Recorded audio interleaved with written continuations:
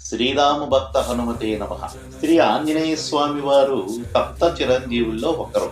అంజనీదేవికి జన్మించడం వలన ఆయనను ఆంజనేయ స్వామి అని పిలుస్తారు.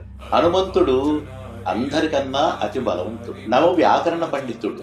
శాస్త్రాలను సూర్య భగవాను వద్ద అభ్యసించాడు. బ్రహ్మచర్యం వ్యక్తిగా రూపం దాల్చితే అది హనుమంతుడే. ఆయన పండితుడికే పండితుడు, వీరుల్లోకెల్లా వీరుడు. ఆయన రుద్రుని శక్తి.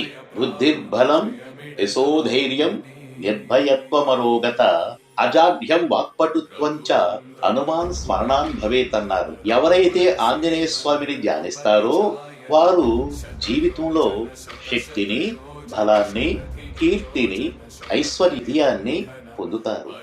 శరీరానికి శక్తిని, మనసుకు ధైర్యాన్ని, బుద్ధికి జ్ఞానాన్ని ప్రసాదించే దైవమే శ్రీ ఆంజనేయ స్వామి.